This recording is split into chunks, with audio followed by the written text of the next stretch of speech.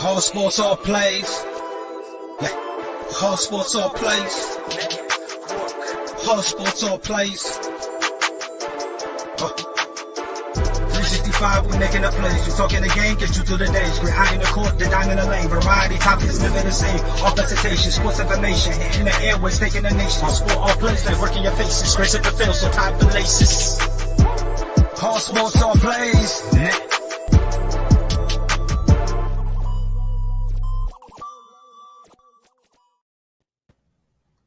All right, well, what's happening, everybody? Hope everybody's having a great morning. Welcome to Around the Bases. I'm Chris Gonzalez, joined by the stat guy, Dustin Reese. I need to fix my name there because my dad's not with me this morning. but we're down to the last four teams in the playoffs now after the Yankees get by the Guardians last night. I thought that was going to be a lot better game than what it was, but Yankees took control quick. How you doing this morning, Dustin? Doing well, Chris. Doing well. I think the Guardians made a big mistake last night by sticking with Savali after you had that. The game got postponed. Even if you wasn't going to go with Bieber, I think they'd have been better off just doing the bullpen game. Yeah, and that was the one thing that I think I mentioned. Oh God, what day was it? Friday? No, Monday. I don't know, Monday or Friday, whatever day it was. That with the rain out, it kind of gave, in my opinion, Cleveland the advantage because with that rain out, you had an opportunity to use Shane Bieber. And he wouldn't have been pitching on short rest. He would have been on normal rest. And yet you chose to stick with Aaron Savale. You chose to basically put him in a position where the Yankees jumped on him early and often, and that's really all he needed to basically have his fate sealed. And when you look at when Terry Francona went to the bullpen, why not bring Shane Bieber in at that point anyways? Because it's an elimination game, all hands are going to be on deck. So Bieber's going to say, yes, I can pitch. So why didn't you start him, or why didn't you even bring him in to try to limit the damage the Yankees had to give you an opportunity to win? Yeah, I didn't understand it either. I heard people saying, oh, they're saving him for game one. Got to get to game one first. Yeah, you got to get there first. It don't make no sense trying to save anybody. See, Rio says, morning, fellas. Hey, good morning. Also says, really underrated baseball show. Respect. Thanks, Rio. We appreciate that. Frankie, it's going down for the ALCS. Let's go. Frankie's fired up. him and Jay gonna be going at it.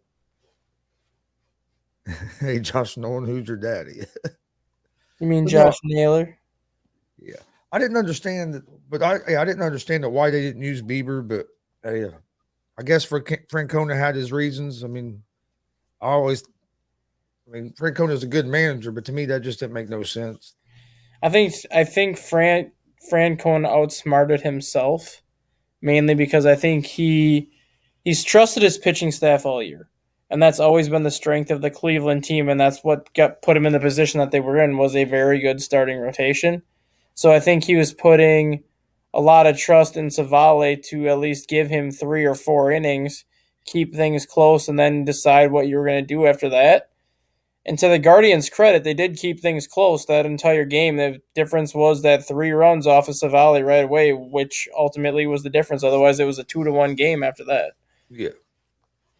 Yep. And then you had the Phillies jump right out on San Diego. Phillies are hot right now. And Harper, Castellanos been hitting the ball. Then Schwarber, like we were talking about right before the show, just killed a ball. I think they said it went 488 feet. Wheeler pitched a hell of a game last night, too. Wheeler and Darvish both did. Yeah. Darvish pitched good, too, and he gave up 2. But what Wheeler ended up giving up? Just a couple hits? I think Wheeler gave up. I was going to look that up right now. I think he gave up 2 hits only. Let's see here. Yeah, Wheeler gave up 1 hit in 7 innings with 1 walk and 8 strikeouts. Yeah, I was going to say, I knew that at one time he only gave up 1. And he only threw 83 pitches, so I'm surprised that Zach Thompson didn't let him out there a little bit, or not Zach Thompson, Rob Thomas didn't leave him out there another inning just because he was only at 83 pitches. It's not like he was at 100 pitches. He could have got through 1 inning and possibly even 2 innings, depending on how many pitches he would have thrown in that other inning. Yeah. What a performance from Wheeler. Rio asks, is this a must-win for the Padres today? I'm not going to say it's a must win yet. The only reason is you look at the pitching matchup for today. The Phillies are going with Aaron Nola and the Padres are going with Blake Snell. Let's just say the Phillies go up 2-0. Game 3, you're going to have Joe Musgrove against Ranger Suarez. Well, advantage goes to the Padres with Joe Musgrove. Yeah. And then Game 4 is going to be Mike Clevenger against Kyle Gibson, because the Phillies haven't even really had to use the number 4 starter yet. Yep. So the Padres really have, I think, a better advantage as the series goes on, just because they have their rotation the way they want it. And worst comes to worst, let's just say Blake Snell struggles or Clevenger struggles. They still have Sean Manaea, who was their number 5 starter during the regular season. Granted, he had his struggles.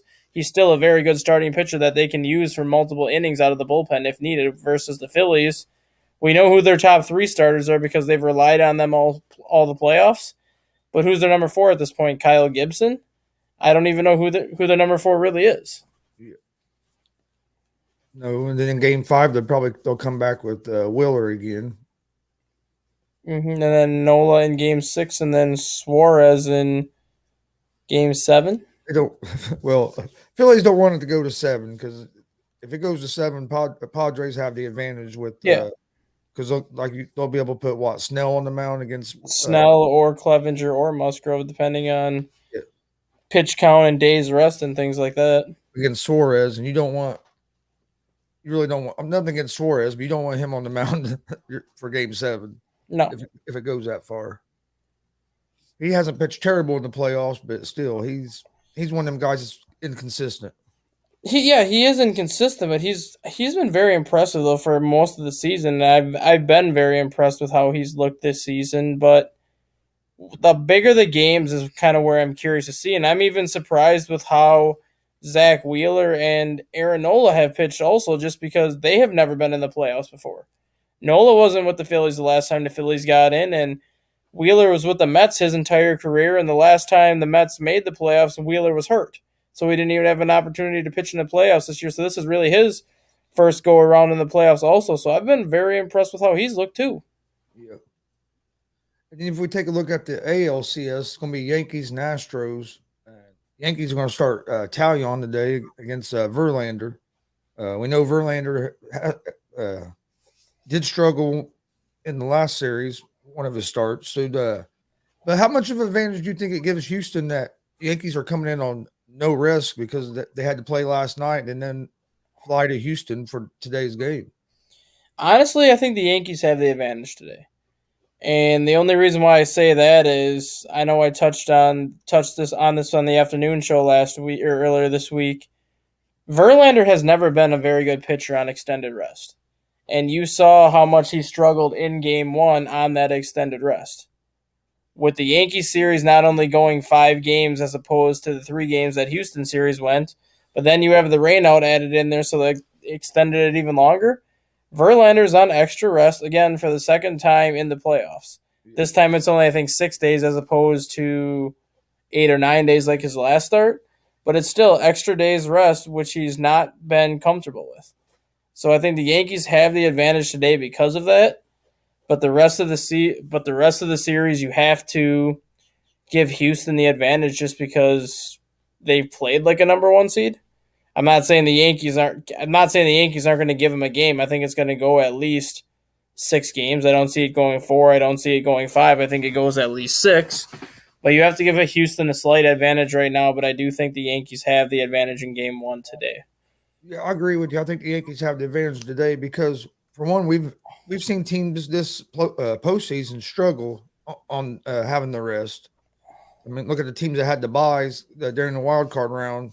A lot of them struggled coming in, and then you could even say Houston struggled in that first game of the playoffs. Granted, they won 8-7 because Seattle had a catastrophic meltdown, but Seattle was winning that game at 1.6-2, and Houston came out in Game 1 very, very flat. The only difference between them, the Braves, and the Dodgers was they were able to recover a lot quicker. Same thing with the Yankees. The Yankees were kind of sluggish most of that first series for them, and they managed to win the series. But yeah, all the teams that had that first round bye basically, and that extended rest came out very flat in the playoffs thus far. Yeah, and I think that, but I do agree with you. As the series goes on, I think Houston has the advantage because of their bullpen. Yeah. Their bullpen to me is a little bit better than the Yankees bullpen. But they're gonna have to keep the Yankees' big bats in check. Not let Judge get hot, who's been struggling in the playoffs. I know he hit the ball a little bit better last night. Had a home run, but I think he's what, like 3 for 18 or 4 for 19, something like that. Yeah.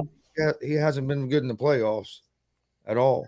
But Rio said, "Who do you guys have in this series?" I think the Astros are going to win the series just Yeah, I have because Houston of their in I have bullpen. Houston in 6. Um, who do you have winning the Phillies and the Padres series? You think the Phillies are going to be able to pull this off?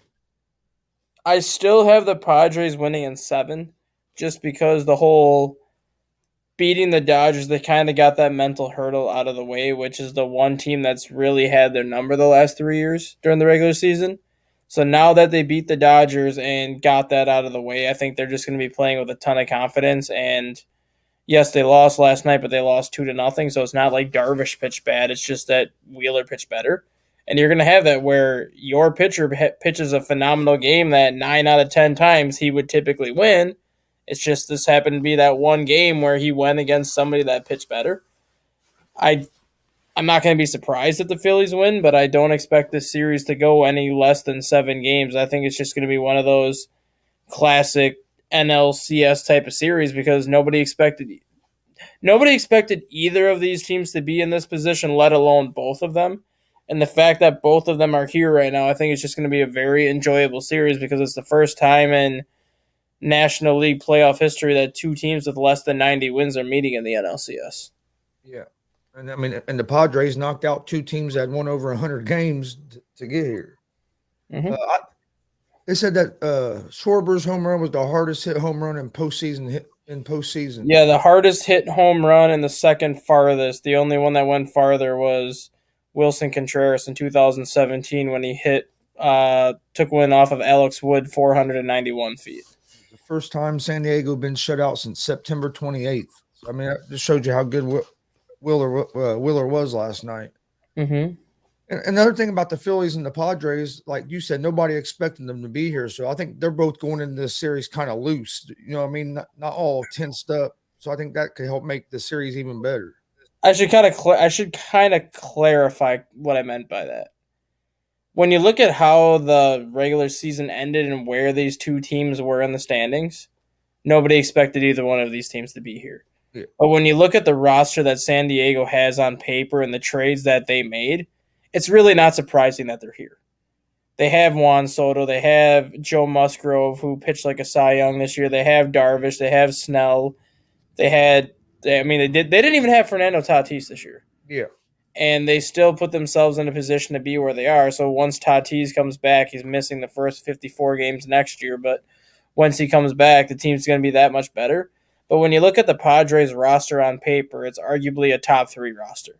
So if you're going based off of that, I don't think anyone's surprised to see them in the position they're in because a lot of people expected them to kind of contend for this spot. But if you just go based off of how the season finished and how they were sitting in the standings, nobody expected both of these teams to eliminate the Braves and the Dodgers. And Hader's starting to look like Hader again. Which I'm not surprised at that either. I'm just surprised it kind of took him as long to kind of rediscover himself. But you have to wonder if it was more of the Brewers overusing him when they had him to where you kind of have those, what they call like the dead arm period, where you're out there, you're throwing, but you just have either nothing in your arm or you just can't locate because you've been overworked. And I think that was kind of the problem with Josh Hader when he got to San Diego was the Brewers overworked him to the point where he had nothing left. And he kind of went through his struggles and kind of took his bumps, but now it seems like he's back to his old self. Yeah. Oh yeah, he's pitched good in the playoffs so far. We'll see if he can keep it up today. Got 2 games today, which I love that we get 2 games today. I think, and like I said, I think it helps the Yankees not having the rest. I know some people say it's not fair. They should have moved it back and gave them a day rest. But that's part of playoff baseball. With weather gets involved, and schedule changes, and sometimes you got to play back to back. And it's not the first. Wasn't this the second game of the series that got rained out? Because didn't Cleveland have rain out too? So it's not like this was a planned thing. The Yankees would have had extra days off. It's just the fact that you had the two rainouts that basically took their typical travel days out the window.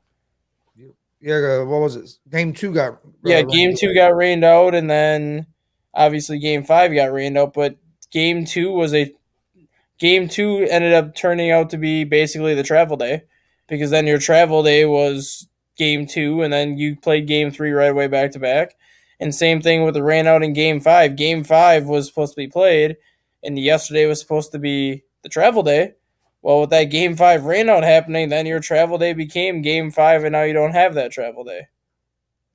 Let me ask you this: Do you like the pitching rule where when you bring in a pitcher, he has to pitch to at least 3 batters?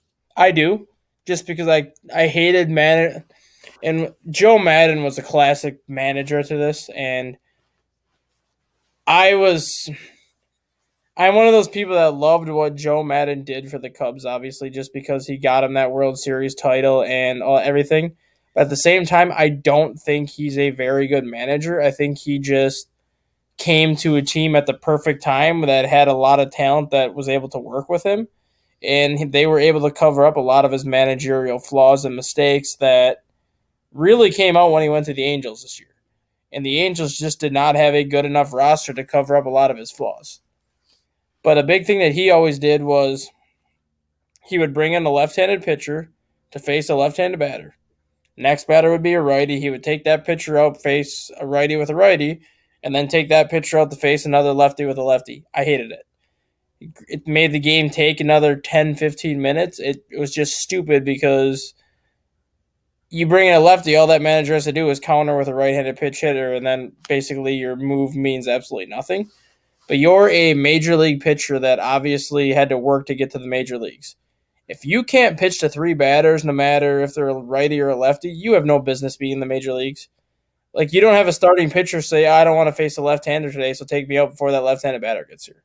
No, they have to face the entire 9 hitters in the lineup, so why shouldn't a reliever be required to at least face 3 hitters? There's no reason at all that a right-handed pitcher can't face a lefty and vice versa. And a lot of times when you do that, it don't work anyway. I mean, you know what I mean? You can switch a lefty against a lefty, that lefty still can come out and get a hit. So, I mean, it don't always work. I agree with you. I like it. I know a lot of, I was talking to a guy yesterday. He hates it. Oh, they should be able to switch whenever they want. What if a pitcher comes in and he's having control problems? Well, hey, get through 3 batters. I mean, it was the same for both teams. So to me, it's not a big deal. How do you feel about the shift? Like last night, I saw that they were in the shift in that Phillies game and almost cost them. They messed up a double play. Would have been a double play ball to end the game, but the guy made a bad throw. And I know the shift is going to change now, where you have to have at least 2 guys on each side of second base in the infield, so they ain't going to be able to shift as much. Do you like that they're changing that rule? Oh, see, I'm kind of on the fence about it because I understand why the shift was put in place, and I understand why they want to get rid of it. They want to get rid of it because they want to make it more of an offensive game, which obviously fans want to see offense when they go to a baseball game, and there's a lot of hitters this year that had 245, 250 averages that would probably be hitting 275, 280 if you got rid of the switch, shift, yes, that's the word I'm looking for, because there's times where they would hit it in the right center, and you had a shortstop standing out in right center field where normally you wouldn't have the shortstop. Yeah. So I know hitters are going to be happy with it, but the part that I don't like about it is the shift has really showed how flawed Major League Baseball hitters are. If you see a team putting basically all 4 infielders basically right at second base over and 3 of them on the first base side of second base, why are you not bunting? Why are you not even just doing a check swing to hit a dribbler down the third baseline? You could get a double on a dribbler down the third baseline because there is nobody standing over there. But yet you still try to pull the ball and you pull it into the shift every single time. So this is kind of giving hitters a free pass not to adjust and a free pass to get away from the basic fundamentals of baseball, because now they're like, well, we don't care that you can't hit it the opposite way, so we'll just make it easier for you and get rid of the shift, and then you can just keep pulling it every time. Yeah. No, I agree. I'm like you. I'm on the fence because as a fan, it's weird because as a fan, like you said, you want to see offense, but I also want to see these guys hit the opposite way as well. Play good fundamental baseball. And the way they changed it now, you can move over, but you got to keep two guys on each side of the base. So you really can't shift much. So we'll see how it affects the game, and if Yeah, you have to keep two guys on each side of the base, and you have to keep them, I think they said, within 3 feet of the infield. okay. So even if I would be okay with them keeping the shift if they wanted to say that every player has to be within 3 feet of the infield. Yeah, Because then it eliminates that person that's like 25, 30 feet out, basically as a rover type of player. yeah, Like if they were to say, like, we're going to keep the shift, so if you want to put 3 guys on the first base side of second base, that's fine. But all 3 have to be within this many feet of the infield, then I would be okay with it, because then you could still have like those bloop singles over the head of everybody, or like a hard line drive that's going to get through, as opposed to when you have that guy 35, 40 feet out in the grass, bloop singles aren't going to fall, line drives aren't going to fall, because that person's going to be right there to get to him. yeah. So I would be fine with that. Say everybody has to be within like 3 to 5 feet of the infield, and you can play wherever you want. I'd be fine with that. Yeah. But I agree with you. The hitters need to learn how to go the opposite way. I mean, you see some hitters that can, but you see a lot of hitters because, like, one thing they've been showing in the playoffs, they'll show like where guys usually hit the ball, and there's guys that like right or left-handers that like 2% of the time hit the ball opposite field. It's like, why? You're a Major League Baseball hitter. You should be able to put that ball basically where you want to. I understand the ball's coming 100 miles an hour, but still, you should be able to be better at. You shouldn't be a dead pull hitter all the time. No, and it's not even like, you don't even have to be good at hitting the ball the opposite way. You literally have to take a check swing and just make contact. Because even if you hit the ball 35 feet down the line, there's still nobody over there to get you. Like, you don't even have to hit it hard. Oh. Just put it in play and let it roll, and you would beat it out every single time. Yeah, you can basically just stick the bat out there, let the ball hit it, go that direction. You're going to get there, because the only person that's going to have a chance to get to it is going to be the pitcher. Or the third baseman. By the time the third baseman gets there, you're standing at first anyways. The third baseman half the time standing out by second base when they're in that shift. But I don't know. It's going to be interesting. So in the Yankees game, we both think the Astros have the advantage pitching wise. Who do you think has the advantage offensive wise? Because both these lineups have some pretty good hitters in them. Offensively, I don't think either team really has the advantage, just because both teams can score a boatload of runs. Ultimately, it's going to come down to the pitching, and with Houston having the advantage on that side, you have to give their offense a slight advantage too, because if their pitching can slow the Yankees' offense down, then their offense doesn't have to be as productive as it normally does, because the pitching will be able to hold their own on that end. Yeah. Let me ask you this, because this is something I've always kind of was wondering. Why doesn't baseball maybe start a couple weeks earlier? And that way the playoffs start a little bit earlier. Then you don't have to worry about the weather, like getting cold. Because like during the regular season, most of the games are played in like perfect conditions. You don't have a whole lot of games. And then we get in the playoffs or the World Series where the games are the most important. And then sometimes we're playing in cities where it's 30 degrees outside. And that's the weather conditions. That's the reason why they don't start it earlier. Because when it comes to the World Series, you don't know who's going to make it until you get there. So you could have 2 teams from California or a team from Florida and Texas where weather's not going to be a factor. But then you could also have teams like when Chicago and Cleveland were in the World Series where weather's going to be a factor, but yet November 3rd, Game 7 of the World Series that year was 79 degrees and sunny out all day, so you really can't control the weather at that point. Yeah. versus middle of March in the Midwest, it's going to be cold. Oh yeah. Middle of March on the East Coast, it's going to be cold. Middle of March on the West Coast, it's going to be cold. So starting the season 2 weeks early, not only do you know it's going to be cold, but a large portion of the country still has snow on the ground. Versus right now, there's a chance that it's going to be cold because the Philadelphia Phillies or the New York Yankees could make the World Series. But there's also a chance where you're not going to have to worry about weather because if Houston and San Diego make it, one team has a retractable roof where they could just close it all the time, and the other team plays in San Diego, which probably has the most perfect weather in the country anyways. So that's why starting the season when they do now, yes, there's a chance that the World Series is going to have terrible weather, but there's also that chance that the weather's going to be gorgeous versus starting a season in mid-March, you already know that 75 to 80% of the league is going to have terrible weather. Yeah, that's true. Well, what if they took a couple weeks off this season? Like take games off? Well, I guess you'd have to take a couple. Yeah, and that's They really don't want to do that. Yeah, they won't do that. Which I mean, hell, actually, if you wanted to take like just a couple weeks of games off, it wouldn't be that big a deal. They play 162, but baseball's not going to do that because of money. Well, now with the new schedule that comes into play next year, they won't be able to. Just because now, instead of playing your division 19 times, you're playing your own division 14 times. Yeah. You're playing the rest of your league 60 times. And then the remaining 42 games of the season are going to be played against all the American League teams or all the National League teams. So now instead of facing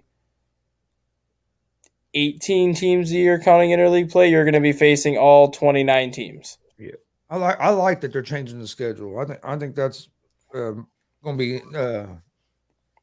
make it a little even more interesting that everybody gets to play everybody. It's good because it gives fans a chance to see players like Mike Trout, Shohei, Vlad Guerrero, and all these other players, Aaron Judge, every year, as opposed to seeing them every 3 years, kind of with how the current interleague play schedule goes. But doing a schedule like this too, you're really going to see who the best teams in baseball are.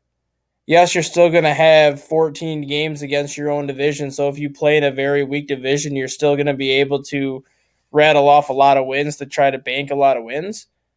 But then you're playing everybody else, just like everybody else is playing everybody else. So let's just say, for example, 56 games in your division. So let's just say the Dodgers go 40-16 in the NL West next year because the NL West is terrible. But then the rest of the season, they're playing 500 baseball because they're playing the rest of the league. They may not end up with the best record because you could have a team like the Yankees or Houston that plays roughly 500 in their own division, maybe a little bit above 500 because you have a better division. But then when they start getting into the rest of the teams, they're winning 70% of their games. And that's where you can kind of really see who the better teams are just because, yeah, their division record might not be great, but if they have a very difficult division, you're not going to have the best record in your division. It's what you do outside of your division that's ultimately going to decide, I think, how the playoffs are seeded next year. With this new schedule, do you think we'll see less teams winning over 100 games?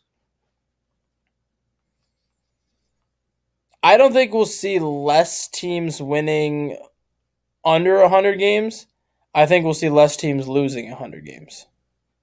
Because I think you'll see a lot more parity just because look at the Dodgers, for example. They won 111 games.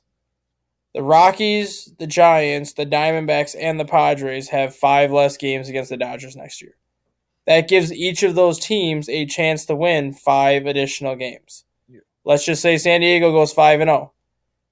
They're a 94-win team as opposed to an 89-win team.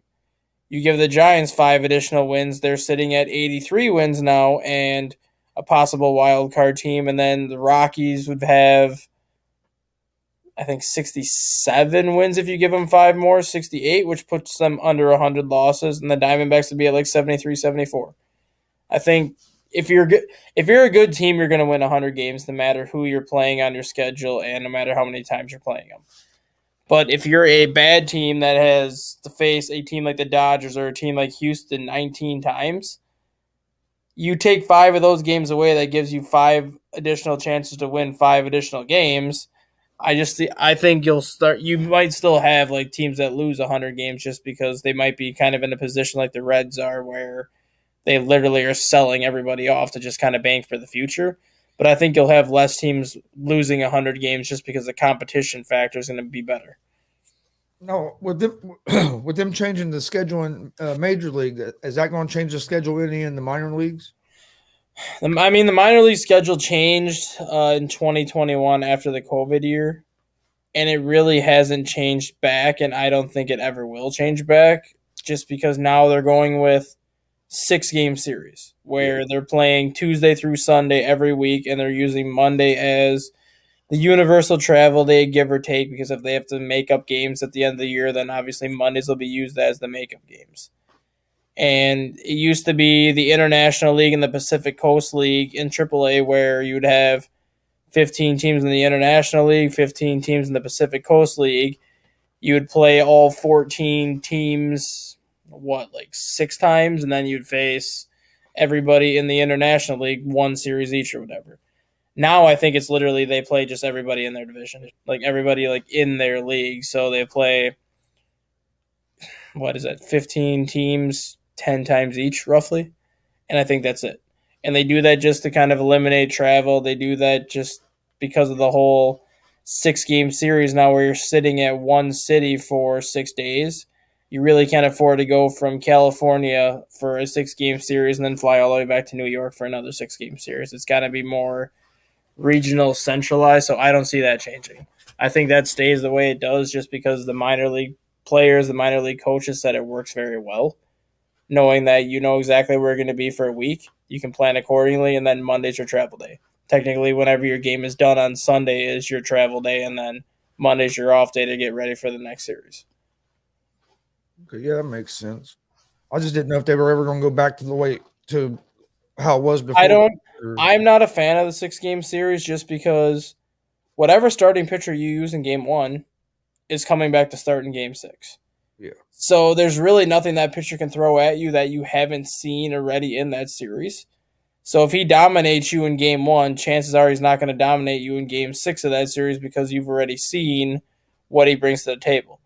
If you get hit hard and struggle in game 1, chances are you're going to get hit hard and struggle in game 6 of the series just because what else are you going to throw that the hitter's not going to know what's coming? I think that ultimately is why I don't like it, just because I don't like seeing this. It's not, to me, it's the playoffs should be the only time you see a pitcher more than once in the series, not during the regular season. And I just don't like the fact now that a lot of the minor league rivalries that I grew up on are no longer in play just because teams have switched leagues. They've gone from the Pacific Coast League to the International League or vice versa. And now because they made that move, they don't get to see the teams they used to play in the Pacific Coast League. They might see them like once every 2 or 3 years as opposed to seeing them 6 times a year. Now, did they do the same schedule for the 2A and single A? Yep. Yeah, so all the way through the minor leagues have the same kind of scheduled process now, where it's a 6-game series. Monday's the universal off day. I don't like that. I think the more teams you play, the better.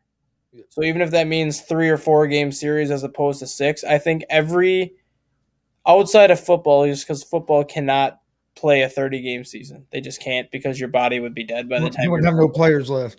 But with NHL and the NBA, they play everybody at least twice. They play everybody on the opposite conference twice, and then everybody in their own conference 3 or 4 times. I think that's what baseball should do, which they're finally doing it. And I think that's what the minor league should do too. I think you should face every team at least once.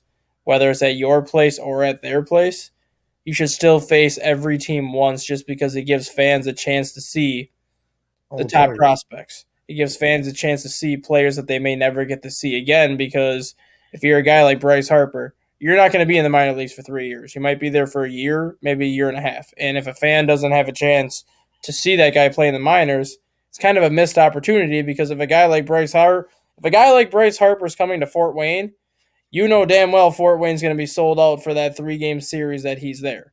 All of a sudden, you're like, well, you're not going to play Fort Wayne this year, you're not going to play Fort Wayne next year. It's a missed opportunity to get revenue for some of these teams. Yeah, because there's times that me and Dad would go to any. There was a player on the other team that we wanted to get to see. Yeah.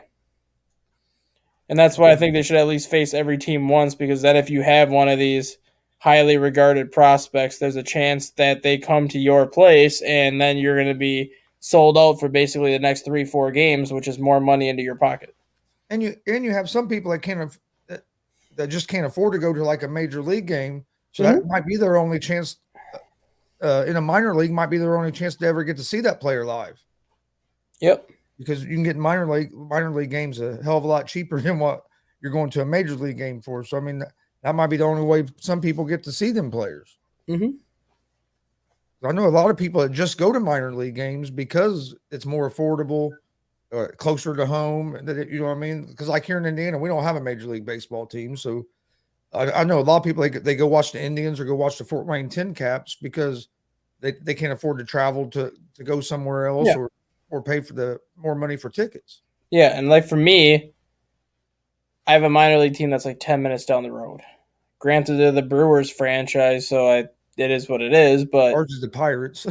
South Bend Cubs go to Wisconsin Timber Rattlers 12 times a year. They have 2 6-game series. So I'm going there for all 12 games that South Bend is there.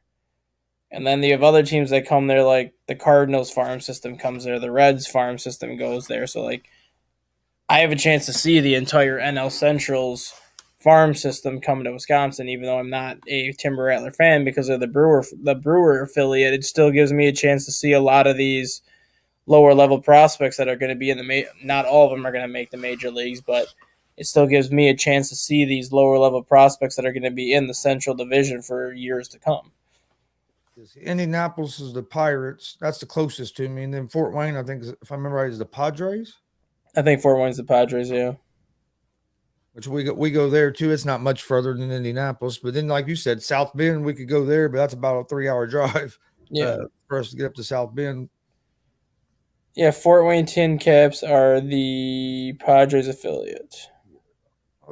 I was pretty sure that was it. I know Indians are the Pirates, so like we got to see a lot of the players that are on the Pirates now in the minor leagues. Yep.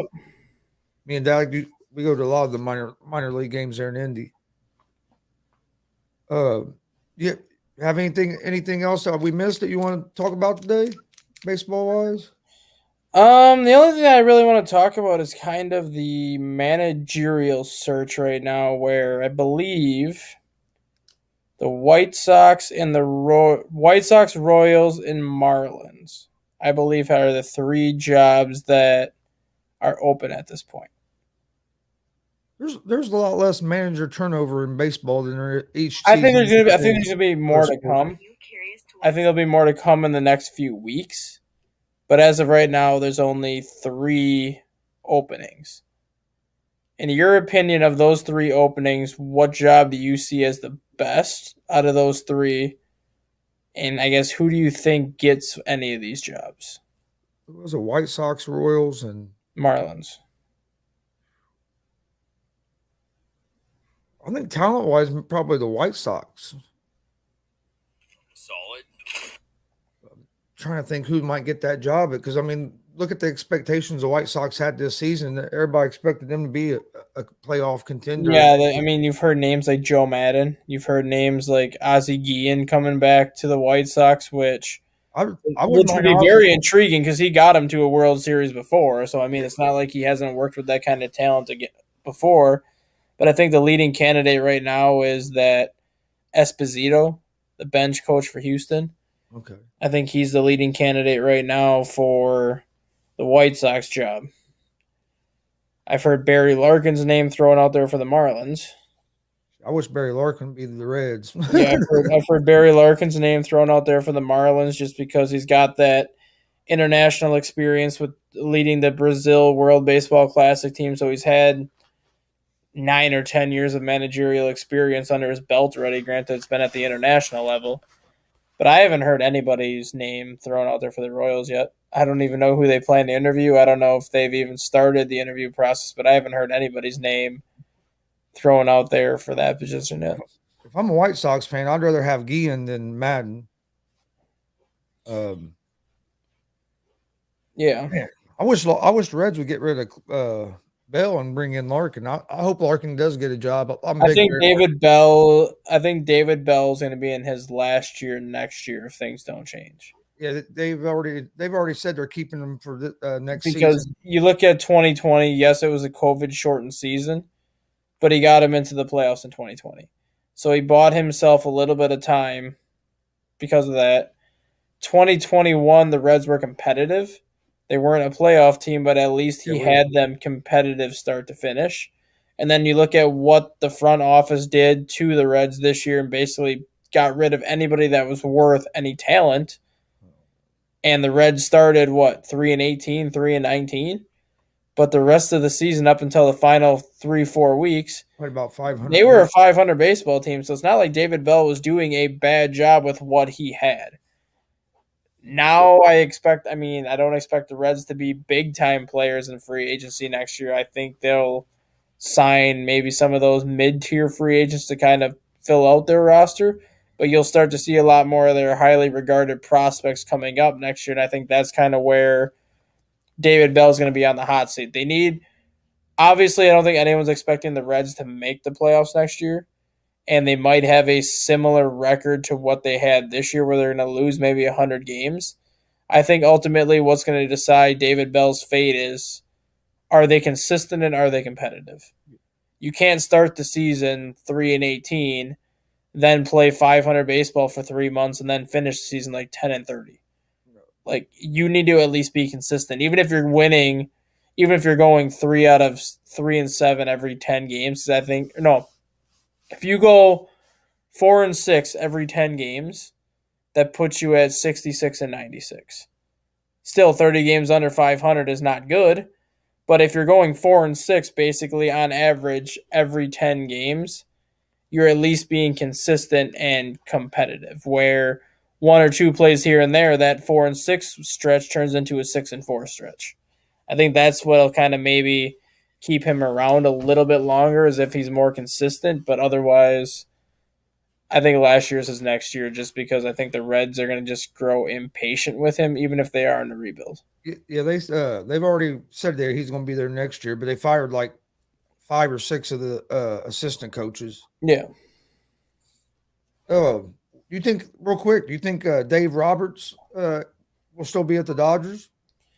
He'll still be with the Dodgers, but his seat's going to start getting a little bit hotter. Yes, I understand the Dodgers did win the World Series 2 years ago, but it was during a COVID shortened season and it was during a neutral site playoffs. The Dodgers have proven they are a regular season team. They're going to go out there, they're going to win 100 plus games because they play in arguably the crappiest division in baseball, where the Rockies and Diamondbacks are going to lose 90 to 95 games every year. San Francisco Giants just went through a full-blown rebuild where they won 103 games last year. Now this year they only won like 77. And then up until the last couple of years, San Diego was god-awful. So the Dodgers were always going to win 100 games. They're always going to be a top 2 seed in the playoffs because of that. But their biggest issue, and I've said this for years now, they wrap their division up so early that they're allowed to kind of coast their way through September, give some of their regular players rest, give some of their starters maybe a couple days off so they can skip a start here and there. And they tend to kind of go into the playoffs not in a bad position, but they kind of coast their way into the playoffs. And everybody says when it comes to a playoff team, you want to be playing your best baseball in September going into the playoffs. Kind of like the Phillies are doing right now. Exactly, and what the Braves were doing and what Houston has been doing, just because when you have a team like Seattle chasing you down, or a team like Atlanta and the Mets where Braves were chasing you down, you have to start your starters every single day. You have to keep your pitching rotation on like a normal schedule because you need to make sure you're putting your best 9 guys out there just to get into the playoffs. And I think that's what the Dodgers' biggest issue is. Outside of last year when the Giants won 103 games, the Dodgers haven't had much divisional competition. And that's kind of what I'm waiting for next year. Now that San Diego has made the moves they've made, they've set themselves up nicely for the future. I'm not going to be surprised at all to see San Diego win 95 to 100 games next year. And I'm not going to be surprised at all to see the Dodgers do the same exact thing. And if that's the case, I think the Dodgers could be the World Series favorites next year just because they're not going to be clinching a division so They early. have to compete They're the going to whole be season. they're going to have to fight San Diego for the whole season. It might be that final week of the season where they clinch, which means their starters are going to have to play that month of September. Their rotation is going to have to play that month of September where maybe that helps them play their best baseball of the year when it matters. And I think people are forgetting that San Diego's playing this year without one of their best players. Yeah. Arguably maybe their best player, but Yeah. so you add him back on that team next year, which will he be with them at the beginning of the season next year, or he missed the first, I think, 44 games he missed. So he misses some of the beginning. He'll miss the first month and a half ish. I'd say he'll probably miss the first 2 months because he'll still have to get up to baseball speed. So I think the way the suspension works on an 80-game suspension, it's 80 major league games you're suspended for. But once you get to, I think, game 65, you can play 15 games in the minors. Okay. So once he gets to that 65-game mark, that's basically the end of April at that point. He'll go to AAA. He'll spend the next 2-3 weeks in AAA basically as another form of spring training because your suspension doesn't count in the spring training. So Tatis obviously is going to play the entire spring training just because that doesn't count towards his suspension. But then once spring training's over, the next 3 weeks he can't do anything. But then after that, you get to that 65-game window, then expect him to go back to the minors for 3 additional weeks, kind of as that second form of spring training, trying to get him up to baseball speed. So I don't expect him to really show up until late May, maybe early June, but then they're still going to have him for 4 months. Yeah. Yep. Which, I wonder if they're going. Wait a minute. Well, no, he'd be playing AAA probably, wouldn't he? Who? Tatis, when he played in the minor league, he'll be in AAA. They'll just send him right to AAA. I said, man, I might be able to get a chance to go watch him in Fort Wayne. No, they'll send him to AAA. They'll send him to AAA. I was like, yeah, I'll get to chance to go watch Fort Wayne to watch him, but then I was like, no, he'll be in AAA. He ain't gonna be down. He ain't gonna be in the day. Yeah, they'll probably send him to AAA, and they'll probably be like, you play 5 innings a day, and then you're just going to be out kind of just similar to spring training where they get like 2 at-bats, maybe 3 at-bats, and they play 5 innings, and then they just come out the rest of the game. If he was going to be in Fort Wayne playing, you bet your ass I'd be there. Because, I mean, that'd be one of my only – well, now he'll play – he might play in Cincinnati, because of the new schedule. I might get a chance to actually see him play sometime with the – since we're playing all the teams now, but beforehand, we never played the Padres hardly. Yeah. All right, man. Anything else before we get out of here? Nope. Just looking forward to another exciting day of baseball. Another hopefully exciting week of baseball where you're going to have upsets, where you're going to have big moments, maybe by players we don't expect, because that's always how the playoffs work. You always have those moments of greatness by somebody you don't expect. Yep. We don't know who that player is going to be yet. We don't know who that pitcher is going to be yet, but you know it's going to come at some point. And we've had a lot of – that's one thing about these playoffs. Almost all the games have been close competitive games. We haven't had a lot of big blowouts. And I mean, even some of the games that looked like they're going to be a blowout. I mean, competitive. Realistically, and as hard as this is to believe, the only series where a lot of the games were blowouts was that Braves-Philly series.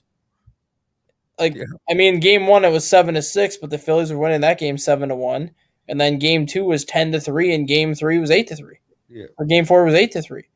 But then you look at the Guardians series with the Yankees. Every one of those games was 1 or 2 runs. The Houston and Seattle series, that entire series was 2 runs or less. The Padres and Dodgers, that series was basically 2 runs or less. I think there was 1 blowout in there, but outside of that, it was 2 runs or less. So, I mean, ironically, the series that was the blowout was the Philly series. Yep.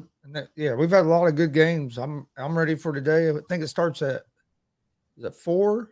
I think it's 4 and 8, Yeah. 4 and 7:30. Because obviously the Padres play last because they're hanging out in gorgeous San Diego where the weather's perfect. Must be. Yeah, the first game's at 3:35, and okay, I guess the Padres play first for whatever reason. That makes no sense to me. But the Padres play first at 3:35, and Houston plays at 6:37.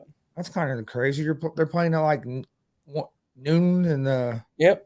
Probably, if I could guess, it's probably because the Yankees had to travel. played. Yeah, they probably given the Yankees that extra time off because of travel. They played the late game last night and had to travel. That's how, if I could guess, that's why they did that. But who knows? I bet you people in San Diego are happy. Game being at 12:30. They probably won't even have school today. They'll probably be like, "Yep, no school today. Go home, enjoy the game." I know that's what they were doing in Chicago when the Cubs were in the World Series. School was being canceled pretty much every day at 12 o'clock. I mean, like, go home, get ready for the game. Go home, get ready for the game. Oh, that's cool. That's cool. They do that. All right. I want to thank everybody for watching. Don't forget to hit that subscribe button on YouTube at Gonzo Sports Room, also at the All Sports All Plays Network. Also, coming up, getting ready to start now, will be the ASAP in the morning, ASAP's morning show. Go check them guys out. Craig and Ray do a great job with that. You can find me again here at 1 p.m. Eastern with the ASAP Afternoon Blitz. We'll talk baseball, football, NBA. Regular season opened up last night. Get a full slate of NBA games today to go along with the baseball games. So a bit busy time in the sports world. You got hockey that just started as well, so got all kinds of stuff going on. I think it's a full slate of NBA tonight too. Yeah, full slate of NBA. Pacers play their first game this evening. I'll be checking a little bit of that out. I'll be flipping back and forth between that and baseball. Please follow us on Facebook, Twitter, Instagram, all at Gonzo Sports Room. That's where I post all the information about our shows. Myself and Dustin will be back in the morning at 9 a.m. with another episode of Around the Bases. We appreciate you guys watching. Have a great day and stay safe. All sports, all plays. All sports, all plays.